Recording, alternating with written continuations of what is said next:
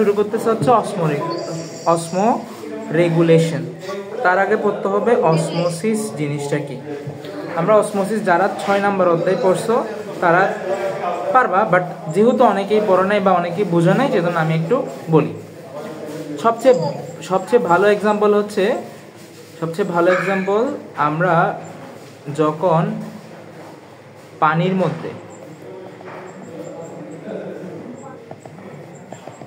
মধ্যে কিসমিস রাখি, বা ওই যে আমরা চনা বলি, এই চনাটা রাখি, ধরো এটা চনা। এগুলো রাখার পর কি হয়, 1 ঘন্টা 2 ঘন্টা 3 ঘন্টা বা অনেকক্ষণ সময় রাখার পর এগুলো আস্তে আস্তে কি হয়ে যায়, ভেতরে পানি প্রবেশ করে এগুলো ফুলে যায়।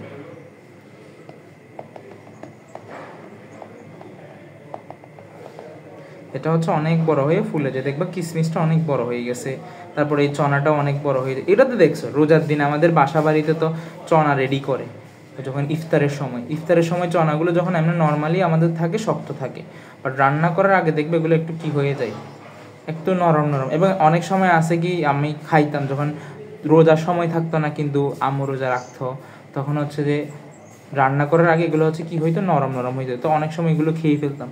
তো এটা হচ্ছে কি আমি বললাম কিসমিস। এটা কেন হইল, এটার পেছনের কারণটাই হচ্ছে অবিশ্রবণ বা অসমোসিস। এটাকে বলা হয় অবিশ্রবণ বা অসমোসিস। এটা কেন হইল, এটা যদি আমি ব্যাখ্যা করতে যাই, প্রথমে আমি দেখব যে তার চারপাশে অনেকগুলো কি আছে, পানি আছে। তার চারপাশে কি আছে, পানি আছে। এখন তোমরা বলো কিসমিস আসলে জিনিস কোন ফল থেকে তৈরি করি? আঙ্গুর থেকে। কিভাবে তৈরি করি? শুকায় রোদে। এই যে আমি যখন একটা আঙ্গুর ছিল, এখানের মধ্যে যত পানি ছিল সব পানি হচ্ছে কি হয়ে গেছে, বাতাসে চলে গেছে। শুধুমাত্র কি বিদ্যমান এর মধ্যে বিদ্যমান হচ্ছে মিষ্টি বলতে আমরা কি বুঝি, গ্লুকোজ বুঝি। তাহলে শুধুমাত্র কি বিদ্যমান, গ্লুকোজটা বিদ্যমান, মিষ্টি বা গ্লুকোজ। এখানে কার কার জিলাপি পছন্দ? সবার জিলাপি পছন্দ, মানে একদম পাগলের মতো পছন্দ কার? আমার পাগলের মতো পছন্দ, এমন যে আমি ছোটবেলায় রোজা ভেঙে ফেলছি জিলাপি খাওয়ার জন্য। রোজা ভেঙে ফেলছি জিলাপি খাওয়ার জন্য। মানে মার্কেটে গেছিলাম মার্কেট করার জন্য, তখন জিলাপি দেখছি মার্কেটে, তা আম্মুকে বলছে আমি জিলাপি খাবো, আমি রোজা রাখবো না। তখন ছোট একদম ক্লাস 7 বা 6 এইদিকে পড়ি। এখানে ও পজিটিভ রক্ত কার কার?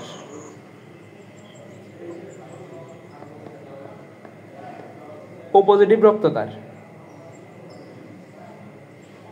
কারো নাই? কেউ জানোস না? আচ্ছা ঠিক আছে, এটা পড়বো, এটা যখন আমরা ওই চ্যাপ্টারটা পড়বো। আমি নর্মালি জিজ্ঞেস করলাম যে এটা একদিনে হঠাৎ করে তুমি 1 মিনিট আনসার পারবা না। এমনি নর্মালি যারা ও নেগেটিভ তারা সবাইকে দিতে পারে এটা আনসার, আর যারা বি পজিটিভ তারা সবার থেকে নিতে পারে। এটা পারবে না, এখন তুমি পড়ো নাই। কারণ আমি এত কথা কেন বললাম, এই কথাটা বলার কারণ ছিল হচ্ছে যে আমাদের যে মিষ্টি বা গ্লুকোজ এগুলো হচ্ছে এখানে থাকে। এখন কিছু পানি কিন্তু এখানে থাকবে, কিছু পানি এখানে কি বিদ্যমান, কিছু পানি বিদ্যমান। এটাকে যখন আমি কি করব, এখান থেকে পানি এটার মধ্যে আনবো, কি করলাম আমি বাইরে আমার শুকাই রাখছি এই কিসমিসটা, আমি এখন পানির মধ্যে নিয়ে আসছি। তাহলে দুইটা জিনিস আমি যদি একদম সুন্দর করে তোমাকে রিপ্রেজেন্ট করি, সেটা হচ্ছে এভাবে আঁকা যায়, বি প্লাস গরুর না। কিভাবে রিপ্রেজেন্ট করা যায়, যে এক পাশে হচ্ছে অনেক বেশি পানি, এক পাশে কি অনেক বেশি পানি, আর এক পাশে পানিও আছে, বলতে গেলে এটা হচ্ছে কিসমিসটা মিষ্টিও আছে, কিন্তু কার পরিমাণ বেশি এখানে? মিষ্টির পরিমাণটা বেশি। বুঝতে পারছস? এটা হচ্ছে আমার যে বাটিটা ছিল ওই বাটির মধ্যে পানিগুলো, আর আমি যে কিশমিশটা রাখলাম সেটাকে আমি বাইরে এভাবে দেখালাম। তো দেখো এখানেও পানি আছে, এটাকে পানি আছে। তার আগে আমরা আরেকটা জিনিস আমাদের পড়তে হবে। আমি কি বানাইলাম, আমি হচ্ছে লেবু বলবো না, আমরা যে পাউডার শরবত আছে না, পাউডার শরবত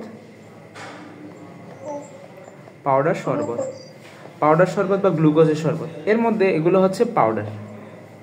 এই যে এগুলো হচ্ছে পাউডারগুলো, ধরে নাও এগুলো হচ্ছে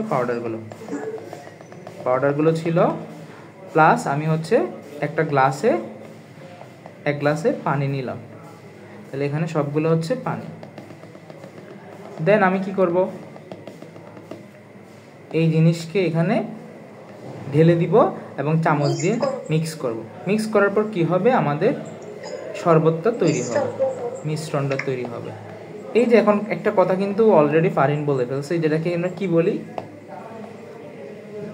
দ্রবণ বলি। এটাকে কি বলি, দ্রবণ বলি। আচ্ছা, তাহলে দ্রবণ কি, কোনো দুইটা জিনিসের মিশ্রণকে আমরা কি বলতে পারি, দ্রবণ।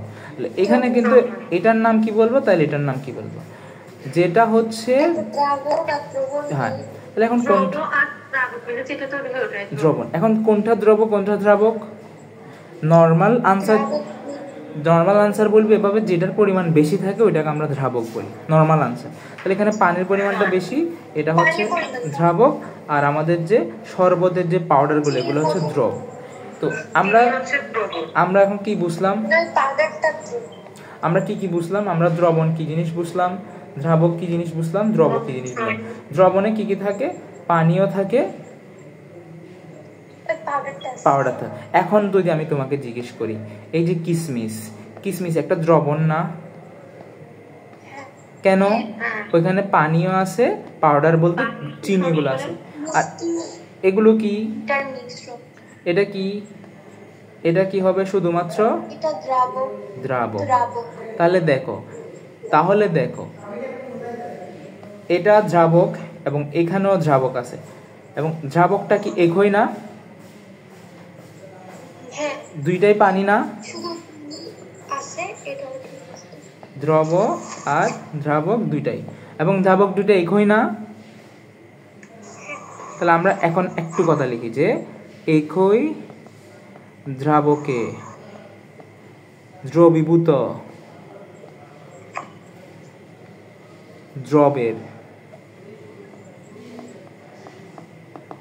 উচ্চ ঘনত্ব থেকে নিম্ন ঘনত্ব থেকে উচ্চ ঘনত্বে পানির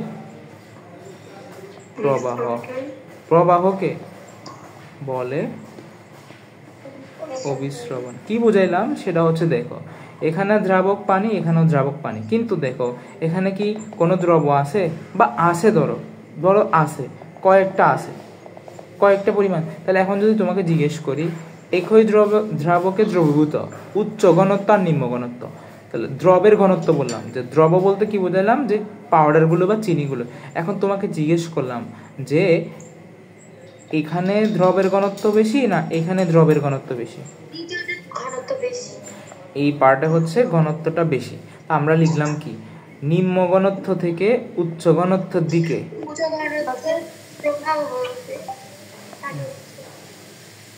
জন অধ্যায়, এটা কোন অধ্যায়, মানে এটা তোমার কিডনি, দ্রাবকের প্রবাহ। এখন দেখো এই নিম্ন ঘনত্বের দিকে উচ্চ ঘনত্বের দিকে পানিগুলো সব কি যাওয়া শুরু করে। তো এই জন্য হচ্ছে পানিগুলো কিশমিশে প্রবেশ করা শুরু করছে। পানি যখন কিশমিশে প্রবেশ করা শুরু করছে, কিশমিশটা আস্তে আস্তে কি গেছে, বড় হওয়া শুরু হয়েছে। বুঝতে পারছো জিনিসটা কি হলো? তোমরা ওর প্রশ্নের আনসার দিতে আমারটা পড়তেছো না। দেখো একই দ্রাবকে দুটোটার ক্ষেত্রে দ্রাবকটা সেম, আচ্ছা শোনো, দুইটার ক্ষেত্রে দ্রাবকটা একই রকম, কিন্তু দ্রবটা হচ্ছে কি, এটাতে কম আছে এটাতে বেশি আছে। এই জন্য আমরা বলতে পারি এইখানের মধ্যে ঘনত্ব বেশি, এটাতে ঘনত্ব কম। তো ঘনত্ব কম থেকে বেশির দিকে দ্রাবক বলতে পানির চলাচল। এখন বলতে বলি না যে দ্রবের চলাচল হবে না, হবে কার চলাচল, দ্রাবকের চলাচল, এটা ক্লাস 9-10 বুঝবা না, জানি খালি মুখস্থ করে যাবা, এটা আমিও জানি মুখস্থ করে যাবা, বাট আমি চেষ্টা করতেছি বোঝানোর। এটা হয় না, বোঝানো হয় না বলতে বুঝে না ক্লাস 9 অবস্থায় এই কোয়েশ্চেনগুলো বা এই পড়াগুলো একটু বুঝানো একটু কষ্টকর, বোঝা একটু কষ্টকর ওই বয়সে। তা আমি চেষ্টা করতেছি বোঝানোর যে দুইটা ধরো পাত্র নিলাম, এখানের মধ্যে দ্রাবকটা সেম, এটা তো পানি এটা তো পানি, কিন্তু দ্রবের মধ্যে দেখা গেল এটাতে ঘনত্ব বেশি এটাতে ঘনত্ব কম। তো পানি কি করবে, পানি হচ্ছে যে এই কম ঘনত্বের দিকে উচ্চ ঘনত্ব বা দ্রাবকের, পানি বলতে আমরা দ্রাবককে বুঝাই, এই দ্রাবকের প্রবাহকে আমরা বলি অবিশ্রবণ। আরেকটা আছে হচ্ছে অবিশ্রবণ চাপ, অবিশ্রবণ চাপ। অবিশ্রবণ চাপ হচ্ছে তার উল্টাটা, অর্থাৎ যতটুকু পরিমাণ পানি অবিশ্রবণ হওয়ার পর তোমার অবিশ্রবণটা বন্ধ হয়ে যাবে, ওটাকে বলা হয় অবিশ্রবণ চাপ। কি বলছি? আচ্ছা আমি সংজ্ঞাটা লিখে দিচ্ছি। যতটুকু হবে তারপর বন্ধ হয়ে যাবে সেটাকে অবিশ্রবণ চাপ। এটা হচ্ছে যে রক্তে কি লিখছি তোমাদের বই থেকে বলি না, এটা আমার বই থেকে না, এখান থেকে লিখতে হবে, এখান থেকে পড়তে হবে। সেটা হচ্ছে যে আমার বই যেটা সেটা অনেক পুরাতন বই, এটা হচ্ছে 2018 সালের বই, তোমাদেরটা তো আপডেট, তাই অনেক কিছু আমার বইও নাই। যেমন ওই দিন দেখলাম একটা ছবি যেটা আমার বইয়ে নাই, ওই যে তোমার ফিঙ্গারপ্রিন্ট ডিএনএ শনাক্তকরণের এখানে, এই যে এখান থেকে লিখতেছি যে সর্বনিম্ন যে দ্রবণের দিক থেকে চাপ প্রয়োগ করে সে অবিশ্রবণ বন্ধ হয়ে যায়। কখন হবে? সর্বনিম্ন যতটুকু চাপ প্রয়োগ করলে। আপডেট ভার্সন, হ্যাঁ আপডেট ভার্সন আর কি। লিখছে হচ্ছে দ্রবণের দিক থেকে। জিনিসটা আমি একটু ক্লিয়ার করি। ধরো আমার হলো কি, এখানে পানি অবিশ্রবণ হইতে হইতে এমন একটা সময় আসছে যে দ্রবণটা আর পানি নিচ্ছে না, বা এটার ঘনত্ব তো সেম হয়ে গেছে। কীভাবে ঘনত্ব সেম হয়? ধরো বললাম আমি এখানে দুইটা পাত্র নিলাম, এটাতে হচ্ছে 200 গ্রাম পানি ছিল, যার মধ্যে 40 গ্রাম কি ছিল? দ্রব ছিল। এটার মধ্যে হচ্ছে 10 গ্রাম পানি ছিল, 4 গ্রাম তোমার, না 10 গ্রাম বলবো না, এটাতে ছিল হচ্ছে আচ্ছা এটা বোঝা একটু কষ্টকর তোমাদের জন্য, মানে ঘনত্ব জিনিসটা তোমরা এখনো বুঝবে না, তোমরা মোলার ঘনমাত্রাটা একদম ক্লিয়ারলি বুঝো না। এতটুকু বুঝো যে এই অবিশ্রবণটা হওয়ার পেছনের কারণ কি। এটা হওয়ার পেছনের কারণ হচ্ছে দুইটার ঘনত্ব কি করা, সমান হওয়া। তো যে মুহূর্তে তাদের ঘনত্বটা সমান হয়ে যাবে তখন হচ্ছে দ্রবণটা আর কি করবে না, এই পানিগুলোকে নিজের দিকে টানবে না, বরং সে একটা চাপ দিবে, যাওয়ার কারণে সে অবিশ্রবণ প্রক্রিয়াটা বন্ধ করে দিবে। তাহলে চাপটা কি দিবে?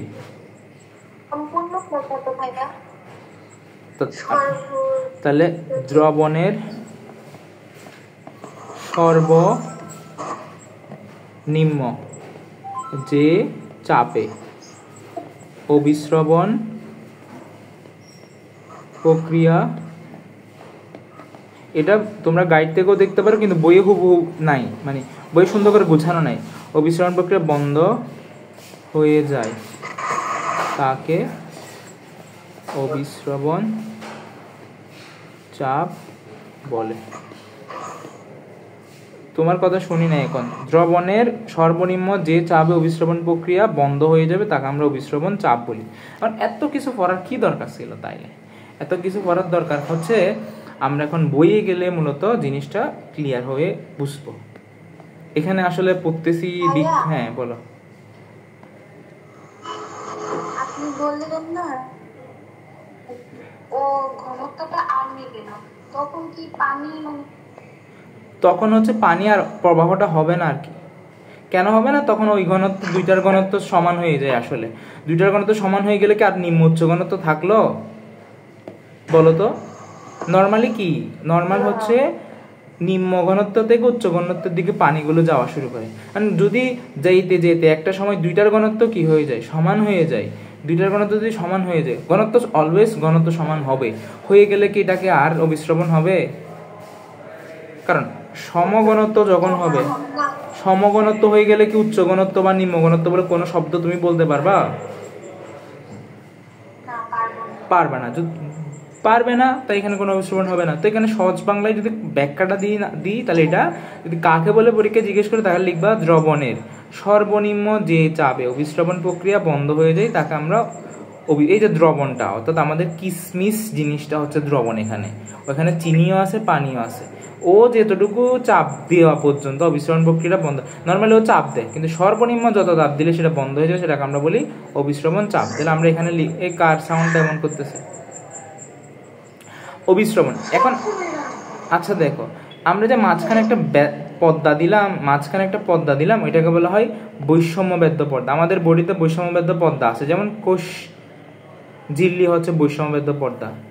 কেউ কি বলতে পারবি? সবাই তো 2 নাম্বার চ্যাপ্টার পড়ে ফেলছো, সবাই পড়ে ফেলছো, দেখি বল আমারে কোষ বৈষম্যবেদ্য বলতে কি বুঝে? বৈষম্যভেদ্য বলতে কি বুঝে? বৈষম্য ভেদ আমি তোমাকে স্ট্রাকচার জিজ্ঞেস করি না, আমি কাকে বলে জিজ্ঞেস করি না, আমি বুঝাইতে বলছি। দেখো সবাই তো বৈষম্যহীন বাংলাদেশের স্বপ্ন দেখো। বৈষম্য বলতে বোঝায় কারো প্রতি কি করা, ওকে কমে দাও, হ্যাঁ পার্থক্য করা। ভেদ্য হচ্ছে ভেদন বা পারাপাঠা। তো দেখা যায় হচ্ছে কি সে কি করলো, দেখো তোমরা সে কি করছে, দেখো এখানে সে পানিকে যেতে দিল, সে কি চিনিগুলোকে যেতে দিছে? পানিকে যেতে দিছে, কিন্তু চিনিকে কি যেতে দিছে? না। আমি যদি এখানে বালি দিতাম, সে কি বালিকে যেতে দিত? দিত না। তো দেখো কারো প্রতি সে কি করলো, কাউকে সে যেতে দিচ্ছে, আবার কাউকে সে যেতে দিচ্ছে না, তো বৈষম্য করতেছে। এই জন্য এটাকে বলা হয় বৈষম্যবেদ্য পর্দা। আমাদের কোষঝিল্লি কেন বৈষম্যবেদ্য? আমাদের কোষঝিল্লি হচ্ছে লিপিড যেতে দেয়, লিপিড যেতে দিবে না, প্রোটিনও যেতে দেয় না, প্রোটিন দেয় না, লিপিড যেতে দেয় শুধু। আর আমাদের যে প্রোটিন বা শর্করা এগুলো হচ্ছে যে কতগুলো গাড়ির মাধ্যমে বা কতগুলো চ্যানেলের মাধ্যমে কি করতে হয়, এর ভিতরে চ্যানেলের মাধ্যমে আমাদের যেমন টানেল আছে কর্ণফুলী নদীর নিচে, কর্ণফুলী নদীর নিচে টানেল যেমন আছে, এরকম একটা টানেল বানায়, এই টানেলের মধ্যে দিয়ে পাঠাইতে হয়। তো এই দেখো নর্মালি সে সবাইকে যেতে দেয় না, এই জন্য আমাদের কোষঝিল্লিকে বলা হয় বৈষম্য ভেদ্য। বুঝতে পারলা? তাহলে দেখো আমরা বৈষম্য ভেদ্যার এক পাশে যদি একটি দ্রবণ রাখি, একটা দ্রবণ রাখলাম না, আমরা এদিকে কিসমিসটা রাখছি, আমরা 2টা দ্রবণ হিসাব করলে এখানে রাখলাম হচ্ছে কিসমিস আর পানি 2টা। তার অপর পাশে শুধু যদি ওই দ্রবণের দ্রাবকটি কি বলছে, দেখো ওই দ্রবণের দ্রাবক, তাহলে আমরা দ্রবণ বললাম কি কিসমিস, আর কিসমিসের দ্রাবককে দেখি বলো, কিসমিসের দ্রাবককে পানি, তাহলে এই পানিটাকে আমরা এখানে রাখবো দ্রাবকতে, এই ক্ষেত্রে পানি। তাহলে বিশুদ্ধ দ্রাবকের দিকে, বিশুদ্ধ দ্রাবকের দিক থেকে, বিশুদ্ধ দ্রাবক বলতে আসলে পানিকে বুঝাইছে, কেন এখানে আর কোনো কিছু নাই, এখানে আর কোনো কিছু নাই, এই জন্য এটাকে বলতেছে কি বিশুদ্ধ। এখানে চিনি টিনি কিছু নাই, সমান, সাম্য কথাটা তো সমান, দুই পাশে যখন সমান হয়ে যায় তাকে বলা হয় সাম্য, সাম্য অবস্থা। আচ্ছা দেখো এখানে বিশুদ্ধ দ্রাবক কেন বলছে, কারণ হচ্ছে যে এখানে অন্য কিছু নাই, শুধু পানি আছে। তাহলে দেখো বিশুদ্ধ দ্রাবকের দিক থেকে দ্রবণের মধ্যে অভিস্রবণ ঘটবে, কোথায় ঘটবে? উচ্চ ঘনত্বের দিকে। এই কোশ্চেনটা আসলে এখানে কথাটা সুন্দর করে লিখে নেয়, তাহলে আমাদের এখানে একটু সুন্দর করে এডিট করো, বৈষম্য পর্দা বেদ্য ধারা, এখানে কথাটা লিখতে হবে যে বৈষম্য বেদ্য পর্দা, বৈষম্য বেদ্য পর্দা ধারা পৃথক, একই দ্রাবকে দ্রবীভূত ভিন্ন দ্রবের নিম্ন ভিন্ন দ্রবের লিখতে পারো, অথবা শুধু দ্রবের লিখতে পারো। বাট এটা হচ্ছে ষষ্ঠ অধ্যায় থেকে সংজ্ঞাটা শিখবা। আমার সংজ্ঞাটা তো একদম খুবই এগিয়ে, আমি বোঝার জন্য সংজ্ঞাটা লিখছিলাম, আমার সংজ্ঞাটা লিখতে যায় না দয়া করে, আমার সংজ্ঞাটা বোঝানোর জন্য লিখাইছি আমি তোমাদের। বইয়ের সংজ্ঞা লিখে পাস করতে হবে, বোঝার জন্য আমি আমার সংজ্ঞাটা বুঝাইছি। এখন দেখো না আসলে লিখবা না, তাহলে বেঁচে গেছো। দ্রবণের দিক থেকে দেখো কোথায় বলছে, দ্রবণের দিক থেকে চাপ প্রয়োগ করে সে অভিস্রবণ বন্ধ করে দেওয়া যায়। কার দিক থেকে চাপ প্রয়োগ করছি? দ্রবণ থেকে। তা আমি তো লিখলাম দ্রবণ থেকে, যে যতটুকু চাপ প্রয়োগ করলে সেটা বন্ধ হয়ে যায় সেটাকে বলা হয়, তাই জানতাম না। আচ্ছা শেষ করো নাই, ও আচ্ছা, ষষ্ঠ অধ্যায় শেষ করছি, কিছুই মনে নাই। বুঝছ নাই? তাহলে সর্বনিম্ন যেটুকু চাপ করলে সেটাই হবে অবিশ্রবণ চাপ। শুধুমাত্র আমার এই কথাটা মনে রাখো যে দ্রবণ এই যে আমাদের কিসমিসটা দ্রবণটা সর্বনিম্ন যে চাপ দিলে অবিশ্রবণটা বন্ধ হয়ে যাবে সেটাকে আমরা বলবো অবিশ্রবণ চাপ। এটা কেন হলো, ধরো আমার শরীরে অনেকগুলো কোষ আছে, আমার শরীরে ধরো হঠাৎ করে কি হইলো, পানির পরিমাণ কমে গেল, পানি কমে গেল, তখন দেখা যাবে নর্মালি কোন একটা, আমি যদি জিজ্ঞেস করি তোমাকে আচ্ছা দেখো, তোমাকে আমি গ্লাস দিলাম, দুইটা গ্লাসই বললাম হচ্ছে 5 গ্রাম করে পাউডার নাও, আর এটাতে 10 গ্রাম পানি দিব, এটাতে 2 গ্রাম পানি দিব। আচ্ছা 2 গ্রাম না, এটাতে আমি 20 গ্রাম দিই। এখন যদি জিজ্ঞেস করি এটা এ এটা বি, কোনটার ঘনত্ব বেশি বলো তো? দুইটার ক্ষেত্রে কিন্তু তোমার দ্রব সেম, এর ঘনত্বটা বেশি বলছো। কেন বলছো? কারণ এখানে কি কম? পানি কম। তাহলে দেখো, যখন আমাদের কোষের মধ্যে পানি কমে যায়, আমার কোষের মধ্যে যখন পানি কমে গেল, তাহলে কোষের ঘনত্ব বাড়বে নাকি কমবে? ঘনত্ব হচ্ছে পানির সাথে ব্যস্ত অনুপাতিক। তাহলে ঘনত্ব যদি বাড়ে, আমরা জানি কি আমাদের কোষের মধ্যে যদি ঘনত্ব বেশি থাকে তাহলে বাইরে থেকে পানি বাইরে যাবে না ভিতরে ঢুকবে?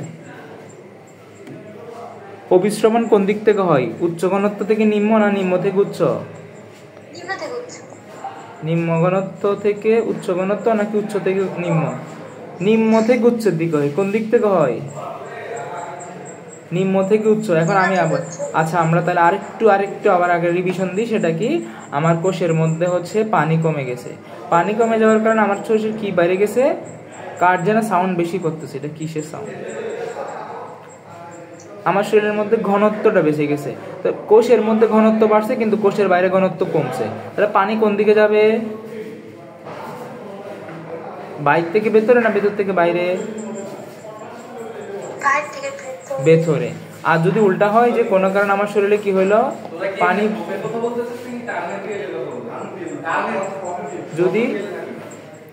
যদি কি হয়, আমার কোষে পানি বেড়ে যায়, তাহলে ঘনত্ব কি হবে? ভেতর থেকে বাইরে যাবে। ঘনত্ব কি হবে বল? ঘনত্ব কমবে নাকি বাড়বে? পানি বেড়ে গেছে, পানি বাড়লে ঘনত্ব কমে নাকি বাড়ে? এই যে আমি এখানে এক্সাম্পল দেখাইলাম না, যেখানে পানি কম সেটার ঘনত্ব বেশি, কমবে, তাহলে ঘনত্ব কমবে। যদি ঘনত্ব কমে তাহলে বাইরে থেকে পানি কি হবে? ভিতরে আসবে নাকি বাইরে চলে যাবে? ঘনত্ব কমে গেছে তাহলে পানি হচ্ছে বাইরে চলে যাবে, পানি কোষের বাইরে যাবে। এখন জিনিসটা বললাম যে কোষের ঘনত্ব ডিপেন্ড করে। আমি যে বললাম না এখানে 5 গ্রাম সব পাউডার দিছি, কিন্তু আমাদের বডিতে তো পাউডার দিব না, আমাদের বডিতে আর গ্লুকোজ দিতে পারবো না, পাউডার চিনি দিতে পারবো না, বা ওই যে ট্যাঙ্কে শরবত বানাতে পারবো। আমাদের শরীরে ঘনত্বটা ডিপেন্ড করে কিসের উপরে? ওই কালকে যে ক্লাস পড়ছিলাম না, পটাশিয়াম, সোডিয়াম, ক্লোরাইড, ওই আয়নগুলোর উপর ডিপেন্ড করে। তো শরীরে যদি কখনো আয়নটা বেড়ে যায় তখন ঘনত্ব বেড়ে যায়, যদি আয়নগুলো কমে যায় তখন ঘনত্ব কমে যায়। এত কিছু বলার দরকার নাই তোমার, তুমি খালি এতটুকু বুঝো যে আমার শরীরে পানি ভারসাম্য নিয়ন্ত্রণ করার জন্য কিডনি দায়ী। কেমনে কিডনি দায়ী? ধরো তোমার শরীরে কি হচ্ছে, আমি কি করলাম, পানি কোষের বাইরে যাবে, মানে কি কোষের বাইরে সব পানি বের করে দিচ্ছে না, তাহলে আমাদের বডি থেকে পানি তাড়াতাড়ি বের করতে হবে না? তাড়াতাড়ি বের করতে হলে আমরা বেশি বেশি কি বানাবো? মূত্র বানাবো, তাহলে বেশি বেশি প্রস্রাব করবো। কিন্তু ধরো কোনো কারণে তোমার শরীরে পানি কমে গেছে, তাহলে আমরা কি করবো? পানিগুলো সব সেলে ঢুকাবো না? সেলে ঢুকাবো তো ওই দিন আমরা পড়ার সময় কিন্তু পড়ে ফেলছি কথাটা। সেটা হচ্ছে যে হ্যানলির রূপে সে হচ্ছে পানি কি করে, এখানে চাইলে সে পানি আবার ব্যাক করতে পারে।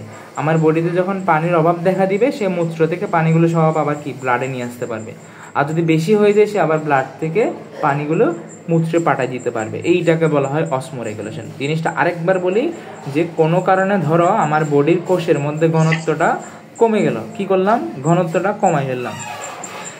ঘনত্ব কমাই ফেললে কোষের সবগুলো পানি বাইরে যাবে না ভিতরে আসবে? কোষের ঘনত্ব কমে গেছে, এখন পানিটা কি বাইরে যাবে নাকি ভেতরে আসবে?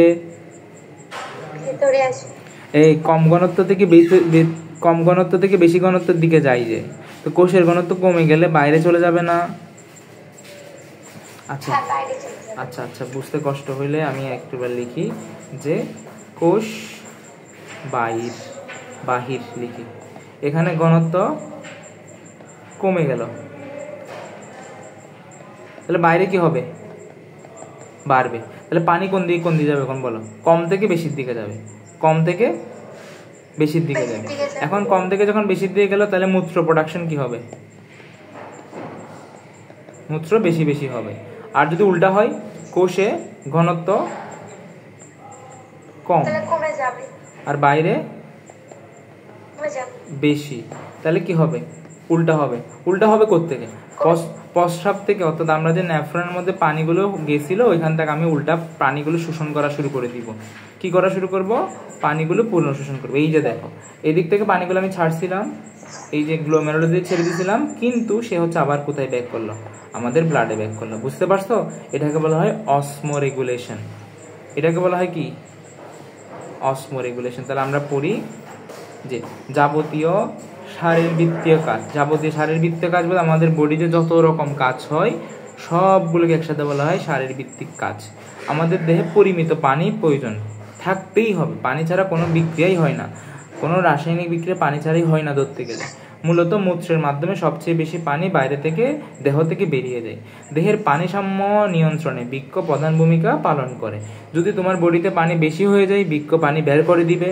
যদি তোমার বডিতে পানির পরিমাণ কমে যায়, বৃক্ক পানিগুলো পুনঃশোষণ করবে। বৃক্ক নেফ্রনের মাধ্যমে পুনঃশোষণ প্রক্রিয়ায় দেহের পানির সমতা বজায় রাখে। এই লাইনটা মার্ক করো, এটা এমসিকিউতে দিবে। এটা কিন্তু আমি পড়াইছি, পুনঃশোষণ জিনিসটা এখন এতক্ষণ দেখাইছি যে রেনাল টিউবিল থেকে ব্লাডের পানি থেকে। হ্যাঁ, কি বললাম? কি বলছো? হ্যাঁ, এটাকে বলা হয় পুনঃশোষণ। গ্লোমেরুলাস কি বলছে? গ্লোমেরুলাস বর্জ্য, রেশন বর্জ্য, পানি এবং অন্যান্য তরল পদার্থ পরিশ্রুত হয়। এখন পরিশ্রুত মানে পরিষ্কার হয়। এখন দেখো কোনো কারণে তোমার কিডনি নষ্ট হয়ে গেল। কি নষ্ট হয়ে গেল? এখন কিডনি অনেকভাবে নষ্ট হইতে পারে। একটা হচ্ছে তোমার সে হচ্ছে আর বৃক্ষ থেকে পানিটা পুনঃশোষণ করতে পারতেছে না, অর্থাৎ পানিটা যে গেল আর গেল, তুমি আর ব্যাক করতে পারতেছ না। তাহলে তোমার কি হবে? শরীর থেকে আস্তে আস্তে পানি কমে যাবে, মানে পানিগুলো এদিক থেকে গেছে আর তুমি ব্যাক করতে পারতেছ না। তাহলে পানিগুলো চলতে থাকবে, তুমি শরীরে পানির অভাব দেখবে। আর উল্টা যদি হয়, ধরো উল্টা কি হইলো, পানিগুলো হচ্ছে এদিকে কি করতে পারতেছে না, যেতে পারতেছে না, তাহলে সবগুলো পানি ব্লাডে জমবে না? ব্লাডে জমবে। এখন ব্লাডে যখন পানি জমে, তখন হচ্ছে যে আমাদের বলা হয় মুখটুক ফুলে যায়, আমাদের মুখের ফুলে যায়। এই মুখটাকে বলা হয় হচ্ছে ইডিমা। ইডি, আমরা যদি একটা ছবি দেখি, আমি ছবি ডাউনলোড করছিলাম কিন্তু হয় নাই।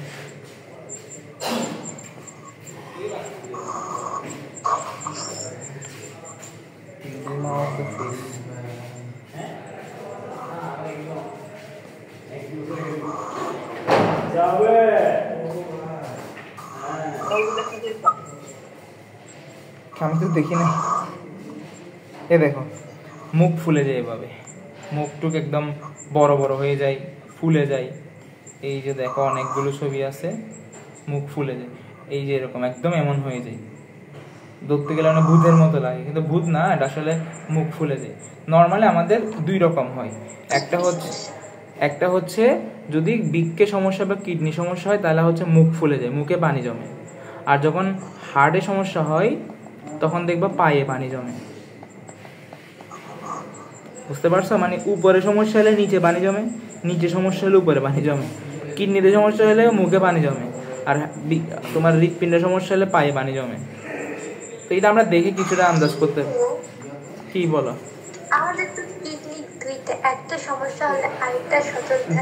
হ্যাঁ, দুইটা যদি নষ্ট হয়ে যায় তখন হয় আর কি। নর্মালি আমাদের দুইটা কিডনি সচল থাকে না। আমাদের যদি 100টা নেফ্রন থাকে, ওখানে মাত্র 50টা নেফ্রন কাজ করে, বাকি 50টা নেফ্রন কাজ করতে হয় না। করে না এমন না, করতে হয় না যে।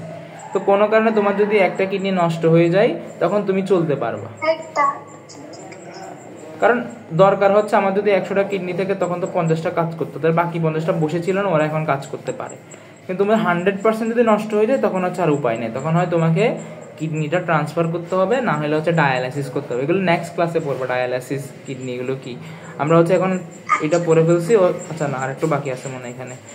এই যে যখন দেখো আমি যদি, আচ্ছা আমি এটা ক্লিয়ারলি বুঝি, এটা হচ্ছে একটা নালী, এখানে আমি পানি দিলাম, এখানে হচ্ছে পানি দিলাম। তো নর্মালি কি হয়, যখন পানিগুলো এইদিকে যায়, যাওয়ার সময় সে পাশে চাপ দেয়, এই দেওয়ালগুলোতে চাপ দেয়, দেওয়ালগুলোতে কি করে চাপ দেয়। আমরা পালস দেখি না, পালস তো দেখো যে হাতে হাত লাগায় আমরা ফিল করি না, এটা আসলে কেন হয়? যখন রক্তগুলো নালীর মধ্যে দিয়ে যায় তখন পাশ দিয়ে এরকম কি দিবে, ধাক্কা দিবে। এই ধাক্কাটাই হচ্ছে আমরা হাত দিয়ে বুঝতে পারি, এটাকে আমরা বলি পালস। পালস বুঝো না নাকি বুঝো? এখানে তো নাই। আচ্ছা পালস হচ্ছে যে আমরা হাত দিয়ে কোথায় জানো, 56 চ্যাপ্টার যেটা সেটা এটাতে আছে এখানে, এই যে দেখো এটাকে বলা হয় পালস। অর্থাৎ এভাবে হাতে যখন আঙ্গুলটা রাখি, রাখার পর হচ্ছে হাতে হচ্ছে ফিল করতে পারি, হাতে হচ্ছে তোমাকে ধাক্কা দিবে, একটা ছোট্ট ছোট্ট ধাক্কা দিবে। তুমি সেকেন্ড 1 মিনিটে কয়টা দিল, ওইটাকে আমরা বলি পালস। তো এখন ধরো তোমার বডিতে নর্মালি পালস হচ্ছে মিনিটে 70 থেকে 90টা পর্যন্ত তোমাকে ধাক্কা দিবে, ছোট ছোট ধাক্কা। এখন কোনো কারণে যদি এখানে তোমার শরীরে পানির পরিমাণ বিজ্ঞান নষ্ট, তোমার কিডনি নষ্ট, কিডনি যখন নষ্ট হয়ে গেল, রক্তগুলো থেকে পানি তোমার কিডনির মাধ্যমে যেতে পারতেছে না, রক্তে কিসের পরিমাণ বেড়ে গেল? পানি বেড়ে যাবে না? তো পানি যদি বেড়ে যায় সে বেশি বেশি চাপ দিবে না? বেশি বেশি চাপ দিলে সেটাকে আমরা বলি উচ্চ রক্তচাপ, সেটাকে আমরা বলি কি, হাই ব্লাড প্রেশার। উচ্চ রক্তচাপ এটাকে আমরা বলি হাই ব্লাড প্রেশার। এই যে দেখো শরীর, চোখ মুখ সহ সারা শরীর ফুলে যেতে পারে, এমনকি উচ্চ রক্তচাপও সৃষ্টি হইতে পারে। এগুলো প্রকৃতপক্ষে অসমো রেগুলেশন জনিত ত্রুটির লক্ষণ। কেন অসমো রেগুলেশন হচ্ছে কি, তোমার পানিটা বের হবে কি হবে না, এখন তোমার বৃক্কটাই নষ্ট, তুমি পানি বের করতেই পারতেছো না, সবগুলো জমা শুরু করবে, আলটিমেটলি আমাদের মুখ ফুলে যাবে, না হয় হচ্ছে তোমার দেখা যাবে হচ্ছে রক্তচাপটা বেড়ে গেল। আচ্ছা কিডনিতে পাথর, আর একটা টপিক, ছোট টপিক, এটা পরে আমরা ছুটি দিব, সেটা হচ্ছে কিডনিতে পাথর। কিডনিতে পাথর কেন হয় দেখি তো, এখানে সবাই তো ডাক্তার, কেউ কি বলতে পারবা? কিডনির সমস্যা হয়, এটা বুঝাই তো যাচ্ছে। কিডনি সমস্যা এলে কিডনি দেখেন কেন পাথর হয়, শরীরের মধ্যে হঠাৎ করে পাথর একটা কোত্থেকে চলে আসে, এটা কি আমরা খেয়ে ফেলি যে পাথরিটা, তারপর কিডনিতে গিয়ে কেন হয়? এটা কি এমন হয় যে আমি সকালবেলা পাথর একটা খাই ফেলার পরে হচ্ছে যে তোমার পাথরটা হচ্ছে কিডনিতে গেল, আমার নষ্ট হয়ে গেল? দেখো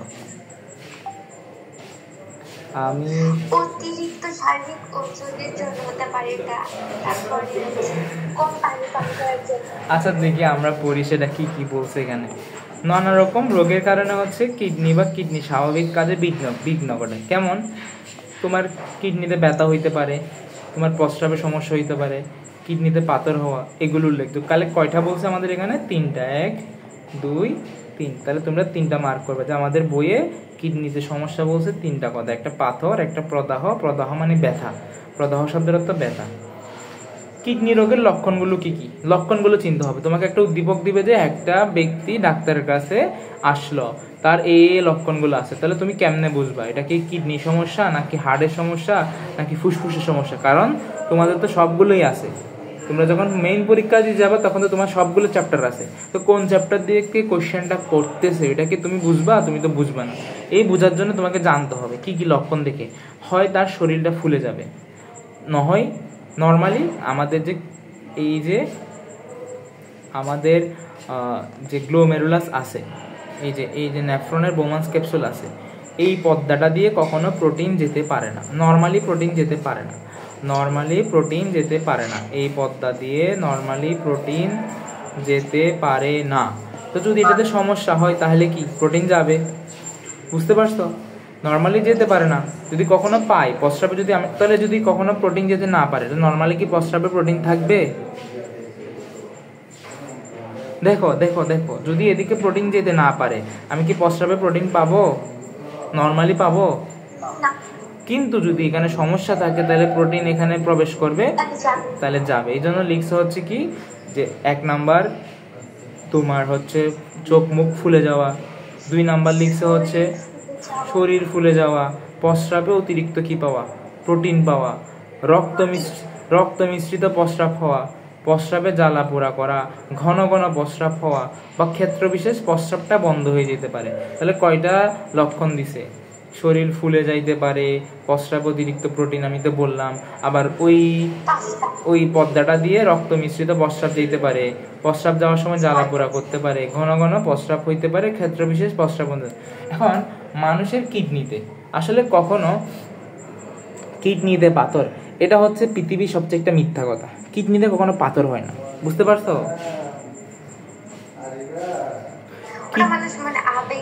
না আবেগে না, ওইটা হচ্ছে আমাদের বাঙালি তো, আমাদের যদি বাংলা ভাষায় না লিখে আমরা বুঝবো না। তাহলে পাথরটা আসলে হই কোন জায়গায়? আমরা যে কিডনির গঠন পড়ছিলাম, স্ট্রাকচার পড়ছিলাম, ওইখানে আমরা একটা ইউরেটার পড়ছিলাম। কি পড়ছিলাম?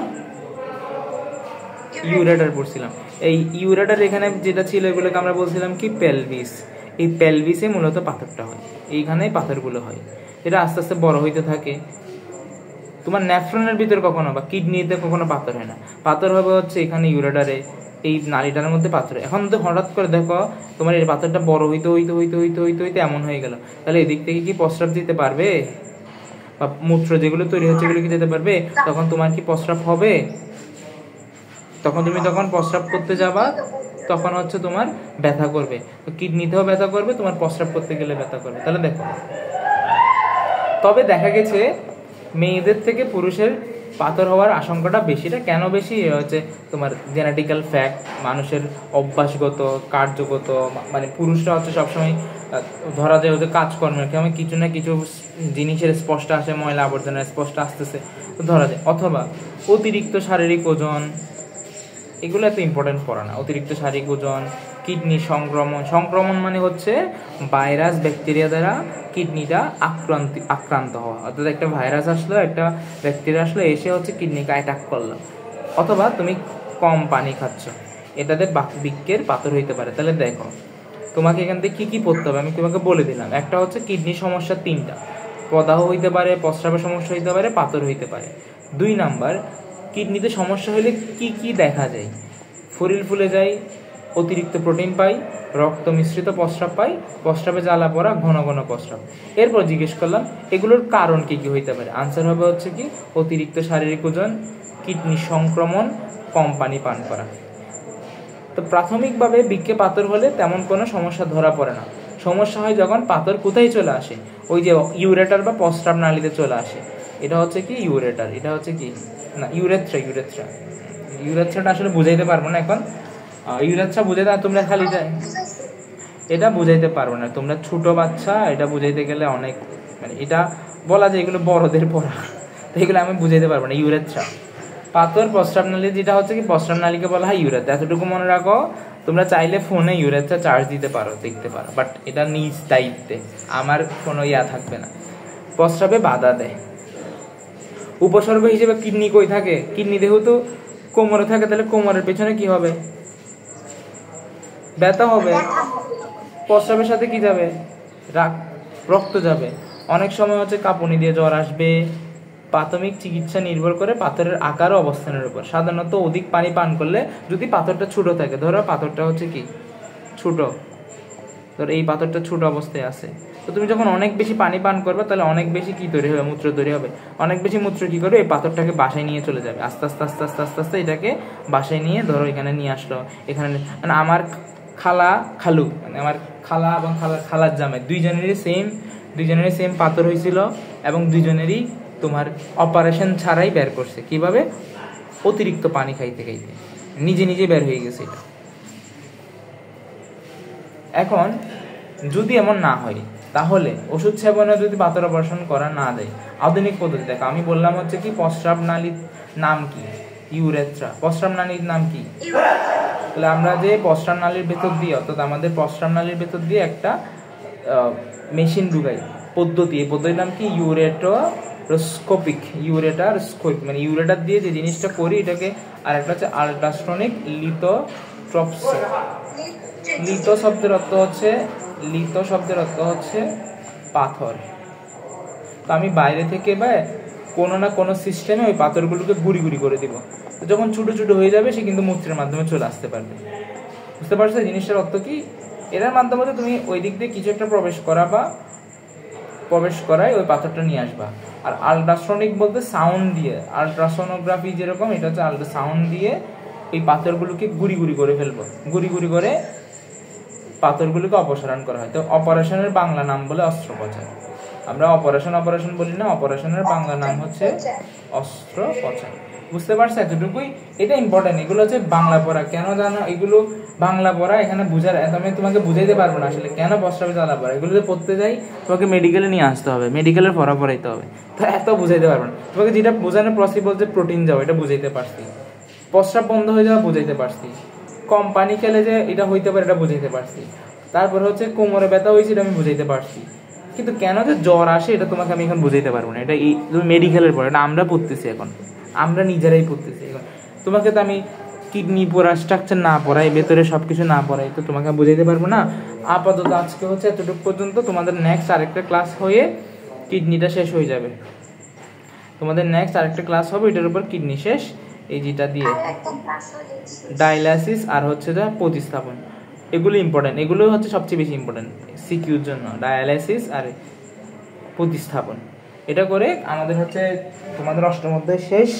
এরপর হচ্ছে যে ষষ্ঠ অধ্যায় বা পঞ্চম অধ্যায় কোন একটা ধরবো। আর সামনে হচ্ছে তোমার, আচ্ছা এটা তো অনেক বড়, সমস্যা নেই। তোমাদের তো এখন সামনে তো কালকে থেকে হচ্ছে তোমার, কালকে ক্লাস করে ক্লাস 10 এর ক্লাস, কালকে ক্লাস আছে সোমবার।